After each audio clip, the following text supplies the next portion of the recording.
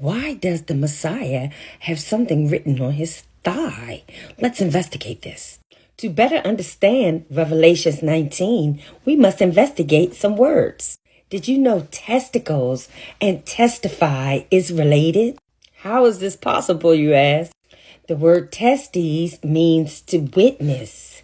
And we all know that testicles are underneath your thigh for a man. Which brings us to the beginning of the book with Abraham.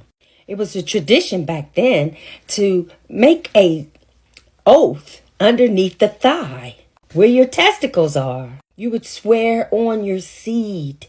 This brings us to Genesis 24, where Abraham is telling his servant, and Abraham said to his oldest servant of his house, who had ruled over all the things that he had, please put your hand underneath my thigh so that I can make you swear to Yahuwah Elohim of the heavens and Elohim of the earth that you will not take a wife from my son, from the daughters of Canaanites among whom I dwell.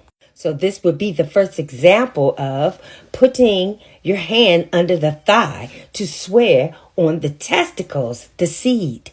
Another example of this would be Numbers 5:27. Now this example was about a man who thought his wife was committing adultery. To find out the truth, she had to drink bitter waters.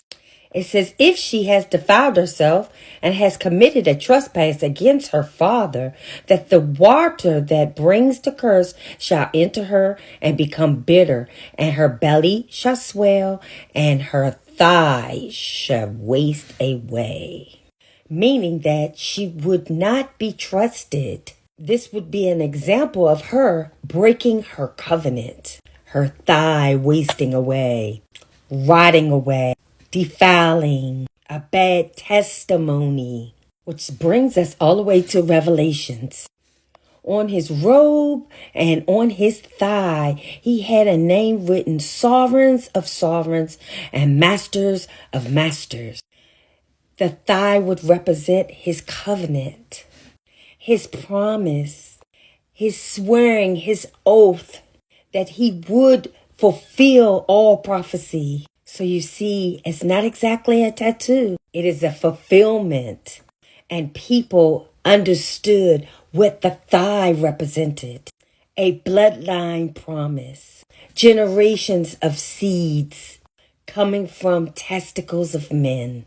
A male child was considered a blessing. And he is the biggest blessing of them all. Hope this helps. Shalom.